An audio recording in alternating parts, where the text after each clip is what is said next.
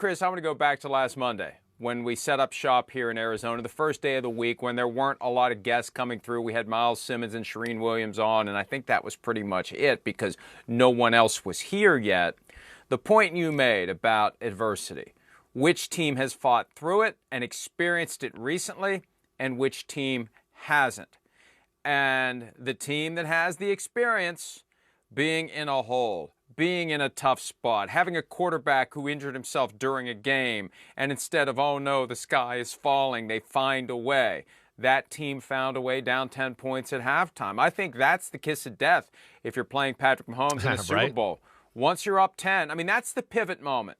You get up 10, and then you better drop the hammer like the Bucs did 2 years ago. Because if you let him hang around, if you let him score when he's down 10, if he cuts it to 3, you're screwed. And that's pretty much what happened last night. Yeah, well, they're the ultimate get-it-done team, right? I mean, that's what we've talked about, Mike. They relish the moments, the big lights, whatever. And I think when it all, boils down to it, yeah, as the game went on, they made more of the big plays and the gotta-have-it plays in the big moments. And we've just seen the Chiefs do that so much throughout their dynasty now. It's official, a dynasty, what they've got working here. It's a small one, but it's still nonetheless a dynasty there. But, yes, that was the thing we worried about the Eagles. I think during the week we talked about, hey, the Chiefs O-line, we thought they could block the Eagles. Well, we saw that. We thought the Chiefs, if they went down double digits, they would be the team that would more suited to come back. They did that, and they played a pretty clean, perfect football game, but I'm just amazed by the Chiefs overall. It's 2 Super Bowls in 4 years. I could sit here and argue really in all 3 Super Bowls, they were probably the lesser team, not by a lot, not trying to disrespect, but they won 2 out of the 3, and I think that's more because of the fabric and the DNA and the culture of the Chiefs and Andy Reid and Mahomes and Kelsey and Chris Jones, and they just believe, and they believe in the big moments. They're going to make it happen over, whoever it might be. Last night was the Eagles, and you're right. The Eagles were what, Mike? Inches away a bunch of times where you kind of felt like, ooh, they're about to put their foot on their throat, and the Chiefs are going to be in big trouble. And the Chiefs made a play or hung in there and kept it to what you're talking about, where Mahomes can make magic, or they can make magic and pull out the victory. And most of the magic happened in the second half. Yeah. But the Chiefs did just enough in the first half to allow the second half to be relevant. Agreed. Because 24-14 should not have been the score at halftime. It was dominant in the first half. Agreed. By the Eagles. They had the ball for 21 minutes and 50 seconds plus. That left the Chiefs with just over 7 minutes. I think it was 7:08 of clock time for the Chiefs. And the one key was that 3rd and short. Yes. Right? 4th and short. 4th and short. Where they're doing that. Oh. It was 3rd and short with the quarterback sneak, the unstoppable quarterback sneak, and the guards rocking a little bit, and they got him for a false start. And then on the next play, as Jalen Hurts is just simply, and we see guys do this all the time without incident, shifting the ball left hand to right hand as he breaks to the right. Smart play, good coaching, inherent, a lot of good instinctive. Coaching there, And the ball just comes out. It just comes out. Ball came out. And next thing you know, it's 14-all. That moment there, because look at where the Eagles were. They're near the 50. The drive's going well. And all of a sudden, lightning strike, and it's 14-all. And it had no business being 14-all. The Chiefs hung around when they were taking the best punches from the team from Rocky Balboa's town.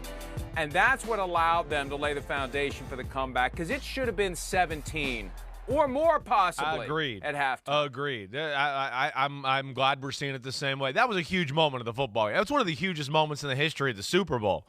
The better team that we knew was better was steamrolling the team, that had been there 3 out of 4 years. We talked about that all last week. Man, do the Chiefs, are they big enough? Are they good enough here to hang in? Or the Eagles going to just steamroll them and control the clock? And is it going to be 3rd and 2 and quarterback sneak and 1st down and 3rd and 4 and get 3 yards and 4th and 1? I mean, that's what it felt like.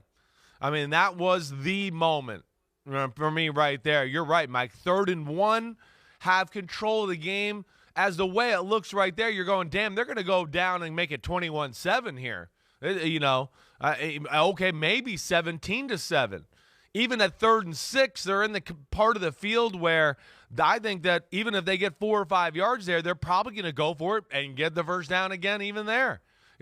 So that was by what you said. And, guys, maybe we could show the play. Another one of the great defensive alignments by Steve Spagnuolo last night. The linebacker, the quarterback draw called, the linebacker sitting in the hole and waiting for it. And I think that's where Jalen Hurts is like, wait.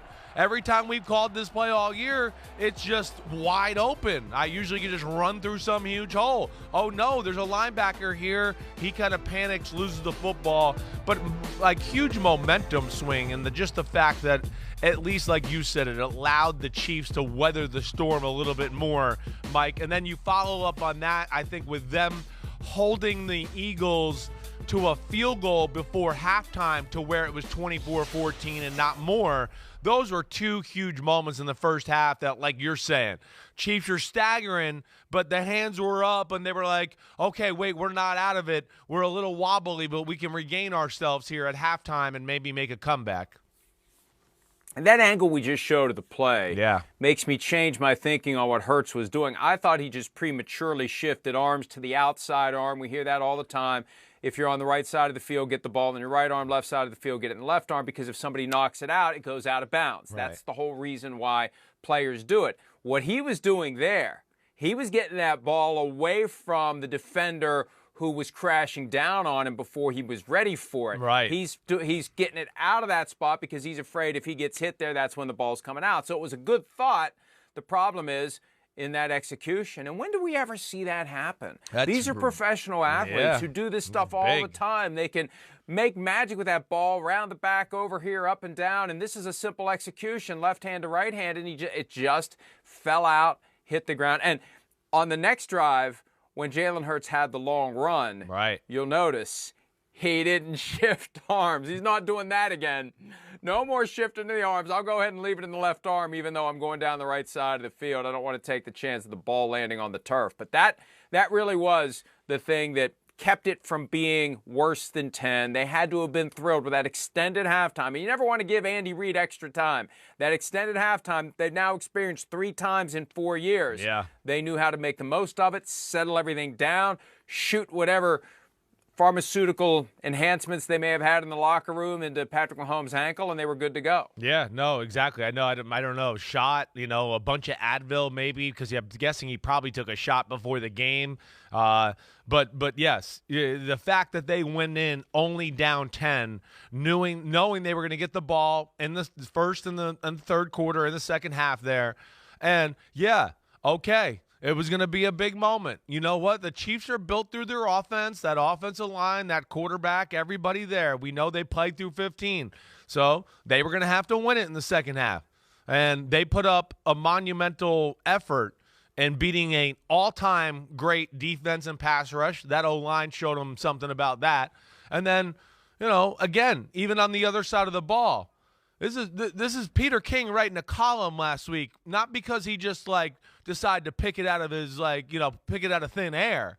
He's talking to people. I was gonna say something else, man. Pick it out of his butt or something. All right, either way. Well, you did now. All right, I said it. But either way, this is Peter King writing an article about this because people in football are telling him this is the best offensive line I've seen in 10 years. This is the best offensive line I've seen in 20 years. I mean, it was an all-time offensive line. And they're the Chiefs supposed to be about throwing the football and sexy and spread it out and stats and yards. Again, in another Super Bowl, just like the 49ers, who were famous for their run game, they had a great defensive game plan. They played physical, and that allowed them to, hang around in the second half. In the second half, I mean, come on. The best team in football all year had a 10-point lead, right? With a quarterback that we're all putting in the MVP conversation, and they couldn't hold on because the Chiefs and just big moments, just so many guys that can make some plays, and, of course, led by the man of the hour, 15, and all the pressure he puts on you. But the second half was truly amazing, the way the Chiefs turned the tide of momentum in their favor. Hi, I'm Mike Tirico, and thanks for watching. Make sure to hit subscribe for the latest news and highlights. From NBC Sports.